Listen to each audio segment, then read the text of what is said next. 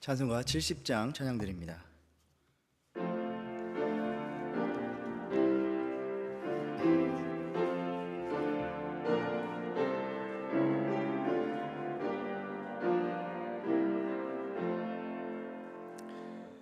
피난처 있으니 환난을 당한 자 이리 오라. 땅들이 변하고 물결이 일어나 산 위에 넘치되 두렵지 않네. 이방이 떠들고 나라들 모여서 진동하나.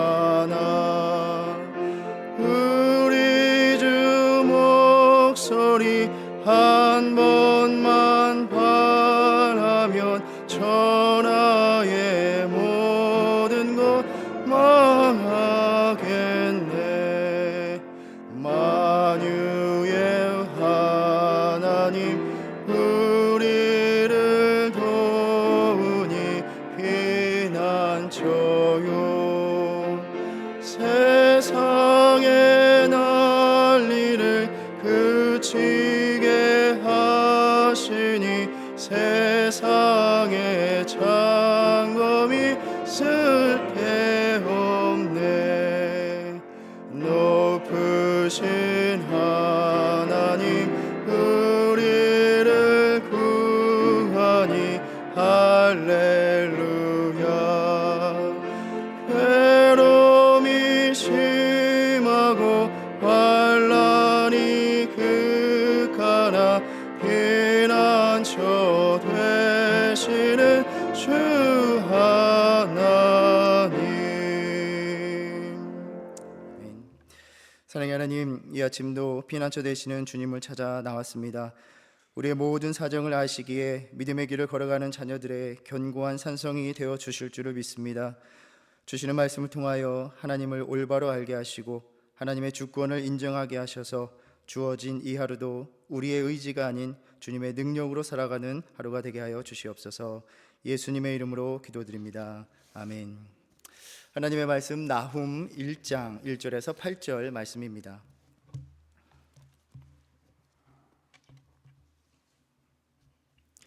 나훔 1장 1절에서 8절 말씀 우리 한 절씩 교독하겠습니다. 니느웨에 대한 경고 곧 엘고스 사람 나훔의 묵시의 글이라.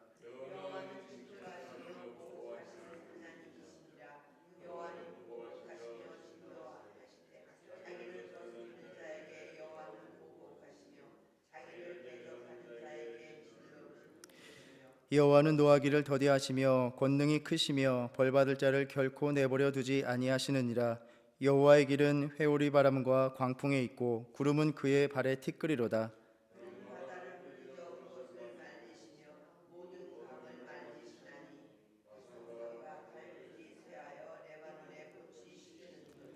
그로 말미암아 산들이 진동하며 작은 산들이 녹고 그 앞에서는 땅 곧 세계와 그 가운데에 있는 모든 것들이 솟아오르는도다.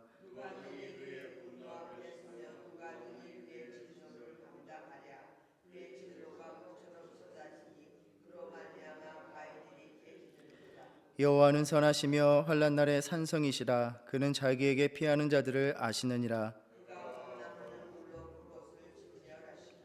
자기 대적들을 흑암으로 쫓아내시리라. 아멘. 우리가 어제까지 요나서를 함께 나누고 이어서 나훔을 묵상하는데 우리가 가진 성경으로는 요나서 다음에 어떠한 책이 나옵니까? 바로 앞에 미가서가 있습니다. 그런데 히브리어 성경을 헬라어로 번역한 70인역에서는 요나서 다음에 나훔이 바로 이어집니다. 그래서 아마도 그 두 책을 같이 읽도록 한 의도가 있는 것으로 추정이 됩니다. 아마도 두 책이 모두가 다 니느웨에 대한 말씀이기 때문에 나훔서가 요나서의 후속편에 해당한다라고 여긴 것 같습니다. 그렇지만 우리가 읽어보면 두 책은 그 니느웨에 대한 접근이 아주 상이하다라는 것을 알 수가 있죠. 우리가 살펴본 것처럼 요나서에서는 니느웨에 대한 회개와 구원을 기록하면서 하나님의 긍휼을 강조하는 반면에 나훔서는 니느웨의 죄악으로 인한 심판의 불가피성을 선포하면서 하나님의 공의로우심을 강조하고 있습니다. 같은 니느웨에 대한 선포이지만 다른 접근을 하고 있는 것입니다.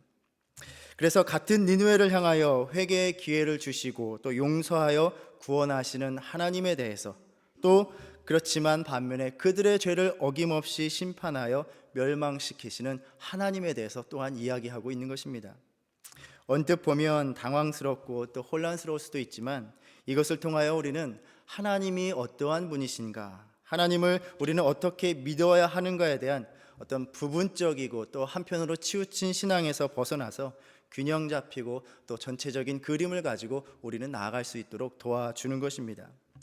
한마디로 하나님은 우리 인간의 죄를 용서하기를 원하고 계시지만 그 죄에 대해서는 간과하지 않으시고 진노하시며 반드시 보응하신다는 것, 용서는 회개를 전제로 한다라는 사실입니다.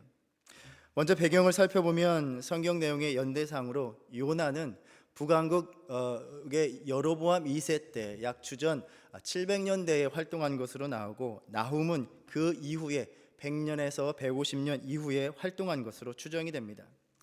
그러니까 니느웨 백성들이 요나의 선포를 듣고 회개해서 멸망받지 않고 하나님의 심판이 유예되었습니다.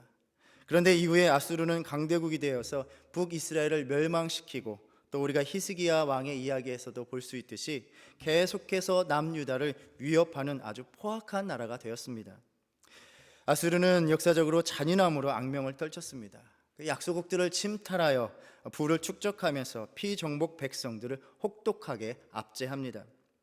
제국들이 늘 그러했지만 아수르의 통치에 저항하는 백성들은 무차별적으로 잔혹하게 처단하면서, 특히 제국 내에 사로잡혀온 여러 민족에게서 또 나라에서 사로잡힌 그 백성들을 다시 강제로 여기저기 흐트러뜨리고 이주시켜서 반역을 꾀하지 못하도록 하였습니다. 그래서 우리가 잘 아는 것처럼 북이스라엘이 멸망했을 때에 그 수도였던 사마리아에 다른 이방 민족들이 이주해 와서 살게 되면서 혼합된 민족을 이룬 것입니다. 이러한 아수르의 교만과 잔악함의 죄가 결국 하나님의 진노를 사기에 이르게 된 것입니다. 그래서 아수르의 극단적인 잔혹성과 죄악에 대해서 경고하면서 그들에게 닥칠 심판을 선포하는 것이 바로 나훔서의 내용입니다. 1장 1절에 니느웨에 대한 경고, 곧 엘고스 사람 나훔의 묵시의 글이라 라고 말합니다. 이 예언자 나훔에 대해서는 그가 엘고스 출신이라는 것 외에는 우리에게 알려진 것이 없습니다. 나훔이라는 말로 보면 위로하다라는 히브리어 나함에 연관이 되어서 위로라는 의미를 담고 있습니다. 그러니까 선포의 내용을 살펴보면 아수르 패망에 대한 철저한 심판에 대한 말씀이지만 또한 이것이 위로의 말씀이 된다라는 것이죠. 왜 그렇습니까? 악한 자들에게 억압받고 괴롭힘을 당하는 이들에게는 그 악인들에 대한 심판의 소식이 곧 위로가 되기 때문입니다. 즉 하나님을 의지하는 이들에게는 아수르와 같은 악인에 대한 심판의 말씀이 곧 구원의 소식이 되고 하나님을 더욱더 신뢰할 수 있는 근거가 되는 것입니다. 우리가 계속해서 나누고 또 읽고 묵상하고 있는 이 성경은 어떠한 책입니까? 물론 우리는 그 속에서 다양한 인물들의 삶과 또 그들의 인생 속에서 펼쳐지는 그 사건들을 알게 됩니다. 그것을 통해서 하나님이 어떠한 분이신가, 또 하나님은 인간의 역사를 어떻게 이끌어 가시며 무엇을 행하시는가를 바로 들려주는 책이 성경책입니다. 그래서 우리는 성경을 읽을 때 어떤 다른 역사적인 또 사회적인 그런 지식을 쌓는 것을 넘어서서 무엇보다도 하나님에 대해서 아는 일이 가장 중요한 것이죠. 우리는 요나서를 통해서 하나님은 악한 백성일지라도 그들이 회개함으로 돌이켜서 구원받기를 원하신다는 것, 하나님은 긍휼과 사랑의 하나님이심을 알게 되었습니다. 그런데 거기에 대한 요나의 반응은 어떠했습니까? 그 사랑에 대한 불편함과 그 사랑에 대한 저항이었습니다. 우리가 어제 다루지 않은 내용이 잘 아시는 그런 요나에게 하나님은 박넝쿨을 준비하셔서 박넝쿨보다 더 소중한 이들에 대한 하나님의 사랑을 깨닫기를 원하셨습니다. 내가 한낱 이 박넝쿨을 아껴 성내는 것이 어찌 옳으냐라고 물으시는 하나님께 요나는 내가 성내어 죽기까지 할지라도 옳으니이다 라고 대들었습니다. 우리가 그 앞에 이야기를 잘 알고 있지 않습니까? 물고기 뱃속에서 기도할 때는 자신에게 베푸신 하나님의 구원에 대해서는 그렇게 감사의 기도를 드렸던 요나였습니다. 그런데 그 동일한 사랑과 은혜가 니느웨 백성에게 베풀어지는 것은 용납하지 못하겠다라는 것이죠. 혹자의 말처럼 요나는 자신의 신학적인 이데올로기에 빠져서 저 악한 니느웨 백성은 반드시 멸망당해야 된다는 그 신학적인 이데올로기에 빠져서 이것을 정당화하기 위해서 창조주와 맞서는 인간의 완악함을 보여주고 있습니다. 내가 곧 선이다라는 것입니다. 이러한 자기중심적인 기준을 가지고 사명의 자리에 설 때에 그가 가진 그 깊은 신학적인 지식과 놀라운 경험이 오히려 하나님을 거스르는 다시스로 떠나게 되는 명분이 된다. 그러한 아이러니를 우리는 어제 살펴보았습니다. 저 악한 니느웨 백성을 돌이키라고 사명으로 보내었더니 오히려 자신의 신학적인 지식과 경험을 총동원하여 하나님의 그 뜻을 돌이키기를 간절히 바란 것입니다. 마치 저는 요나가 겟세마네 동산에서 기도했다면 그의 기도는 나의 원대로 마옵시고 아버지의 뜻대로 하옵소서가 아닌 하나님 반드시 이 잔을 내게서 옮겨 주시옵소서라는 기도가 아니었을까 생각해 봅니다. 이렇게 요나서를 통해서 하나님의 그 크신 사랑을 헤아려 세상을 구원하시고자 하는 하나님과 함께 일하면서 하나님께서 이루시는 구원의 기쁨에 동참하기 원하신다라는 점을 배웠습니다. 자, 그런데 우리가 또 자칫 여기에서 우리의 믿음이 엉뚱하게 한편으로 치우치고 왜곡될 수도 있다라는 것입니다. 하나님의 긍휼과 사랑을 오해하는 것입니다. 하나님은 다 용서해 주시는 분이시구나, 죄악을 간과하시는 분이시구나 라고 생각하기 시작하는 것이죠. 하나님의 사랑을 본받는다라는 것은 그래서 어떤 죄가 저질러졌을 때 그것을 눈 감아주고 덮어주고 그냥 지나쳐버리는 것이다 라고 오해할 수도 있는 것입니다. 죄를 지적하고 단호히 바로잡는 일은 그 사랑 없는 무자비함으로 비판받아 마땅하다. 요나서를 봐라, 하나님은 다 용서해 주시지 않느냐. 모든 것을 무분별하게 용납하는 것을 관용이라고 여깁니다. 하나님은 다 용서해 주시는 분이라는 잘못된 이해가 우리의 신앙을 왜곡시키고 공동체를 병들게 할 수 있다라는 것입니다.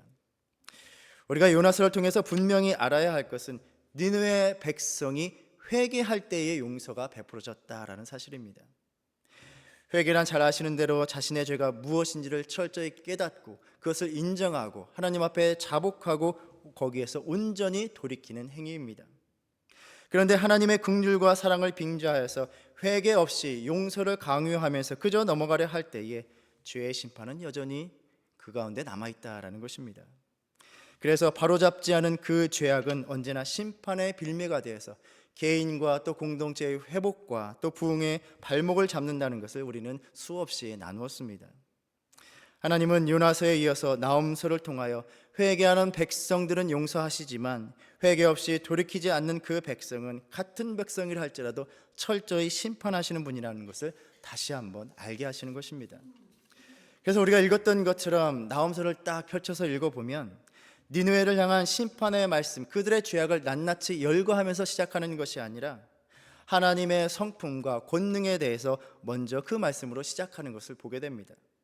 너희가 하나님이 어떠한 분이신지를 분명하게 알아야 한다라는 것입니다.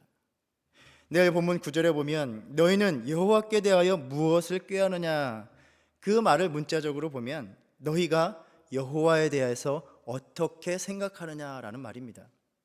하나님이 어떠한 분이신가에 대한 잘못된 생각이 하나님을 거스르고 심판을 자초하는 일이 될 수 있음을 경고하는 말씀이죠. 하나님은 결코 죄를 간과하거나 묵과하시지 않습니다. 만약에 그러한 분이었다면 예수님께서 우리 죄를 위해서 십자가에 달리실 이유가 없었습니다. 그냥 모른 척 죄가 있어도 넘어가면 될 일이었기 때문입니다. 그래서 나홈은 먼저 하나님이 어떠한 분이신가를 너희가 똑똑히 알라라고 선포하고 있습니다. 2절부터 시작하기를 여호와는 질투하시며 보복하시는 하나님이시니라.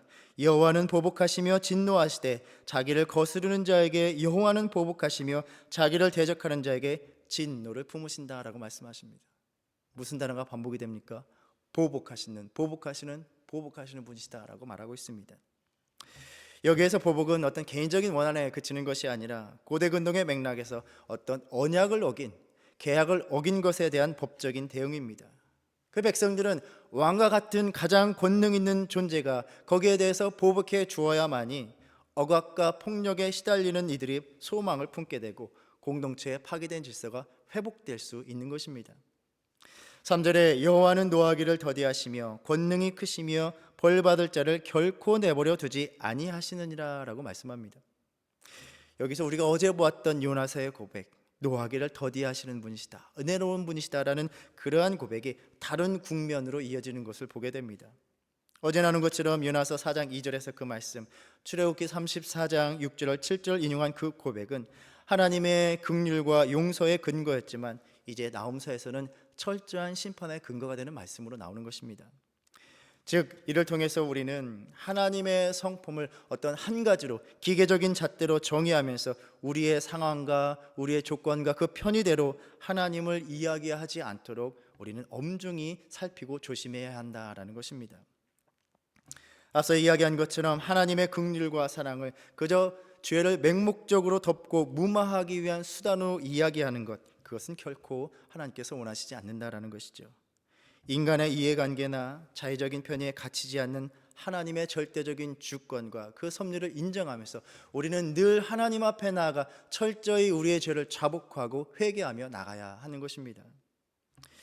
사실 어떻게 보면 하나님을 신실하게 따르는 이들에게는 하나님께서 노하기를 더디하시는 것이 괴로움으로 다가오기도 합니다. 아마 신앙생활 가운데 수없이 경험하셨을 것입니다. 죄가 저질러졌을 때마다 하나님께서 즉각적으로 응징하시고 바로 잡으시면 얼마나 좋겠습니까? 그러나 하나님께서는 노하기를 더디하시기에 그 하나님이 참으시며 기다리는 그 시간을 믿음을 잃지 않고 인내하며 견뎌야 된다라는 사실입니다. 그런데 인간의 간악하고 완악한 마음은 이것을 이용할 때가 있죠. 봐라, 하나님의 진노가 없지 않느냐, 이것은 그렇게 대단한 죄라고 할 수 없다라고 이야기합니다. 왜 이런 것을 죄로 지적하고 몰아세우고 문제를 만드느냐, 다른 이의 허물을 덮어주지 못하고 사랑을 베풀지 못하는 그 모습이 더 비판받아 마땅한 것이 아니냐라고 목소리를 높이기도 합니다. 그러면서 회개를 거부하고 더욱더 완고한 마음으로 나갈 때가 있습니다. 그러나 오늘 말씀에서 분명히 무엇이라고 말씀하십니까? 하나님께서는 그렇게 회개를 거부하고 있는 이들, 벌받을 자를 결코 내버려 두지 아니하시느니라 라고 말씀합니다. 하나님의 진노가 지금 당장에 없다라고 괜찮은 것이 결코 아닙니다. 그 진노가 임하기 전에 깨닫고 회개하며 돌이켜야 하는 것입니다. 요나의 선포를 듣고 금식하며 회개한 니느웨는 용서를 받았습니다. 그러나 다시 포악해짐으로 잔인함과 죄악으로 물들어버린 니느웨에 하나님의 진노가 피할 수 없는 지경에 이르렀을 때에 드디어 하나님께서는 심판을 내리기 위해서 임하고 계시는 것입니다. 3절 후반절부터 이것을 묘사하고 있습니다. 여호와의 길은 회오리 바람과 광풍에 있고 구름은 그의 발에 티끌이로다. 온 창조물을 다스리시는 권능이 드러나는 것입니다. 4절에 그는 바다를 꾸짖어 그것을 말리시며 모든 강을 말리시나니 바산과 갈멜이 쇠하며 레바논의 꽃이 시드는도다 라고 말합니다. 아마 그 지형을 아시는 분들은 더 와닿으시겠지만은 평상시에 바산은 풍요로운 초장으로, 또 갈멜은 포도원으로, 레바논은 무성한 산림으로 유명한 지역들입니다. 인간이 보기에 그렇게 풍요와 번성이 넘치는 그곳에 하나님께서 심판하시기 위해 임하시면 그 모든 영화는 쇠하고 다 시들어 버린다라는 것입니다. 창조 세계는 하나님의 위엄을 감당할 수가 없습니다. 5절에서 이것을 다시 말하고 있습니다. 그로 말미암아 산들이 진동하며 작은 산들이 녹고 그 앞에서는 땅 곧 세계와 그 가운데 있는 모든 것들이 솟아오르는도다. 하나님께서 심판하기 위해 임하시면 모든 것이 다 끝장이 나는 것입니다. 6절에 누가 능히 그의 분노 앞에 서며 누가 능히 그의 진노를 감당하랴. 그의 진노가 불처럼 쏟아지니 그로 말미암아 바위들이 깨지는도다 라고 말씀합니다. 하나님의 진노를 감당할 수 있다는 말입니까? 그 무엇도 하나님의 진노를 감당할 것이 없다라는 말씀입니다. 그런데 이 두려운 말씀이 누구에게 위로가 되는 것입니까? 신실하게 하나님을 신뢰하고 의지하면서 하나님의 노하심이 더딘 그 세월을 믿음으로 견디어낸 자들입니다. 7절에 여호와는 선하시며 환난 날에 산성이시라 그는 자기에게 피하는 자들을 아시느니라 라고 말씀합니다. 여기에서 선하다라는 말이 곧 우리가 어제 보았던 하나님께서 요나에게 물으셨던 성내는 것이 내가 성내는 것이 옳으냐라고 물으셨던 그 옳으냐와 똑같은 단어입니다. 요나는 자신이 선하다 여겼지만 선하신 분은 누구이십니까? 하나님밖에 없으십니다.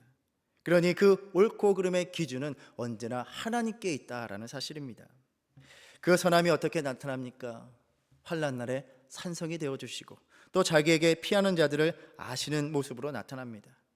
그리고 이 알은 그저 단순한 알미 아니라 깊은 관계 속에서 나오는 그러한 알을 의미합니다.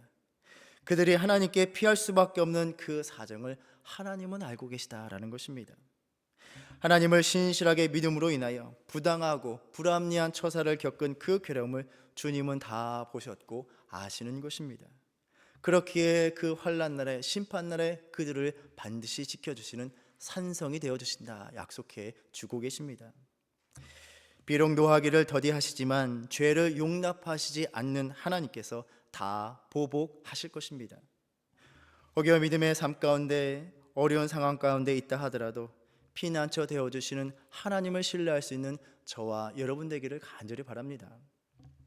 혹여 하나님께서 노하기를 더디하시기에 힘들고 낙심이 되고 답답한 마음이 든다 하여서 눈을 돌려서 다른 것으로 나의 산성을 삼지 말고 하나님을 산성으로 삼으면서 불의와 죄악에 침묵하지 않으며 더욱 담대히 믿음의 길을 걸어가실 수 있기를 주님의 이름으로 축원합니다. 그러나 우리가 여기에서 한 가지 짚고 넘어가야 될 부분이 있습니다. 하나님께서 보복하신다라는 말씀은 우리가 하나님을 대신해서 보복할 수 있다는 말이 결코 아니다라는 것입니다. 옥자는 그래서 우리는 하나님이 진노하시도록 양보하는 것을 배워야 한다라고 말을 합니다. 우리의 삶에 또 신앙생활 가운데 일어나는 악과 불의를 우리 손으로 보복하려 하다가 더 큰 악을 행하지 않도록 하나님께 보복을 맡기고 신뢰하는 믿음으로 나가야 하는 것입니다. 어떻게 하는 것입니까? 선의 기준을 나에게 두지 않는 것입니다. 누가 선하십니까? 하나님만이 선하신 것입니다. 요나는 우리가 나눴던 것처럼 그 선의 기준을 철저하게 자신에게 두었기 때문에 하나님께서 은혜 베푸시는 하나님께서 행하시는 그 방식에 못 견디고 하나님께 대든 것입니다. 비록 오래 참으심에도 불구하고 회개하지 않는 이들은 결코 내버려 두지 않으실 것입니다. 삶과 신앙생활 가운데 지내다 보면 그 가운데 당하는 불의 앞에서 때로 우리는 두렵기도 하고 불안해지기도 합니다. 그러나 오늘 말씀을 통해서 주님은 그 당하는 모든 괴로움을 다 알고 계시다라고 말씀하고 계십니다.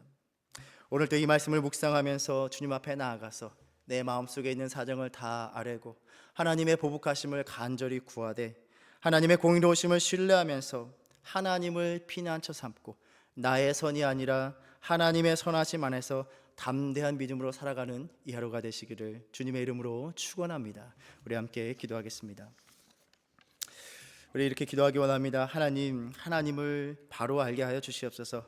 하나님의 용서에 맹목적으로 기대어 회개를 회피하지 않게 하시고 또한 하나님의 진노에 맡기고 하나님의 보복에 맡기고 우리의 손으로 보복하지 않도록 도와주시옵소서. 우리 기도하며 나가기 원합니다.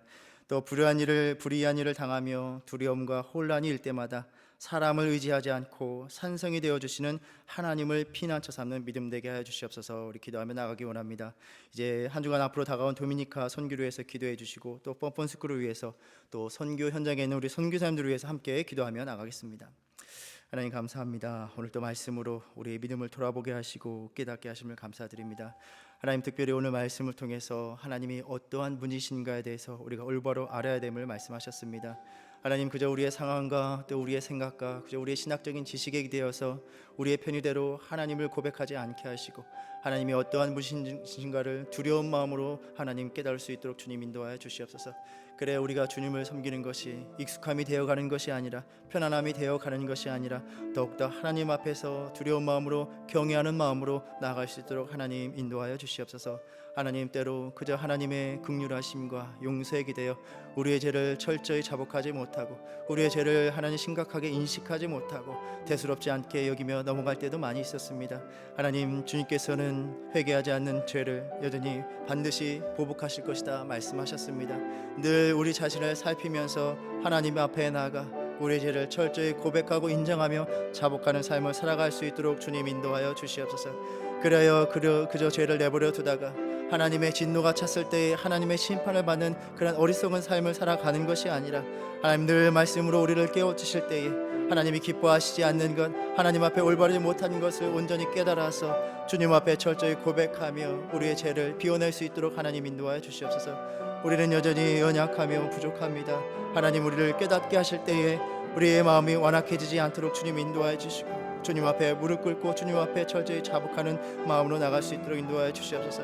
그래, 오늘 또 회개 심령으로 나가는 모든 각 심령마다 또한 우리 공동체에 주님의 놀라운 회복의 하나님 은혜를 베푸시기를 원합니다. 하나님, 우리의 관계가 회복되게 하여 주시고 또 우리의 사유 회복되게 하셔서 하나님의 놀라운 부흥을 겪는 우리의 삶이 우리의 공동체의 삶이 되어 있도록 주님 인도하여 주시옵소서. 하나님, 복음의 사명을 들고 도미니카 선교를 준비하는 모든 손길 가운데 하나님 은혜를 더하여 주시고 주님의 일을 감당하는 기쁨이 넘치게 하여 주시고 하나님, 나아가서 복음을 감당할 때 그 모든 하나님 그 진행을 주님께서 베풀어 주셔서 믿음으로 능히 감당하고 돌아올 수 있도록 주님 인도하여 주시옵소서. 선교 현장에 있는 우리 선교사님들 주님 기억하여 주셔서 그들의 건강을 지켜주시고 가족을 지켜주시고 그들의 필요한 모든 것을 채워주셔서 하나님, 주님의 복음의 사역을 감당할 때 낙심하지 아니하게 주님, 좌절하지 아니하게 주님 붙들어 주시고 주님 인도하여 주시옵소서. 또한 다가오는 뻔뻔 스쿨을 준비합니다. 그 모든 과정 주님께서 함께하여 주셔서 은혜롭게 진행될 수 있도록 하나님 인도하여 주시옵소서. 오늘도 우리의 삶을 주님 앞에 맡깁니다. 하나님, 신앙생활을 하면서 낙심하고 또한 지치고 하나님 좌절될 때가 있습니다. 지금 그 심령들을 붙들어 주셔서 주님 앞에 피함으로 인하여 산성이 되어 주시는 하나님의 은혜를 맛보게 해 주시고 그래 낙심하지 아니하고 오늘 또 담대하게 믿음의 길을 걸어갈 수 있도록 우리의 모든 삶을 주장하여 주시옵소서.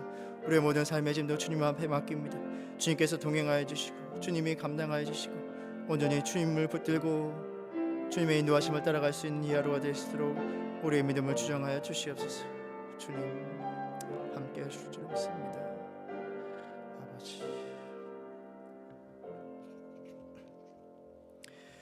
우리의 피난처가 되어 주시는 하나님, 오늘도 우리를 살피시며 돌보시는 은혜에 감사를 드립니다. 때로 현실의 무게에 짓눌려 노하기를 더디하시는 하나님의 은혜에 요나처럼 실망하고 답답해하며 낙심할 때도 있었습니다. 인간적인 혈기로 조급히 행하지 않고 하나님의 진노와 보복에 맡기는 성숙한 신앙이 되어서 모든 상황 가운데 믿음의 중심을 잃지 않고 나가는 우리 모두가 되게 하여 주시옵소서. 어려운 일을 겪으며 힘겨운 시간을 보내는 이들의 피난처와 산성이 되어 주셔서 믿음으로 담대히 일어설 수 있도록 붙들어 주시기를 간구합니다. 연약한 우리 자신의 모습에 낙심하지 않고 전능하신 주님만을 바라보며 나아갈 수 있도록 오늘도 선하신 능력으로 우리의 믿음을 이끌어 주시옵소서. 예수님의 이름으로 기도드립니다. 아멘. 하늘에 계신 우리 아버지여, 이름이 거룩히 여김을 받으시오며 나라가 임하시오며 뜻이 하늘에서 이루어진 것 같이 땅에서도 이루어지이다. 오늘 우리에게 일용할 양식을 주시옵고 우리가 우리에게 죄 지은 자를 사하여 준 것 같이 우리 죄를 사하여 주시옵고 우리를 시험에 들게 하지 마시옵고 다만 악에서 구하시옵소서. 나라와 권세와 영광이 아버지께 영원히 있사옵나이다. 아멘.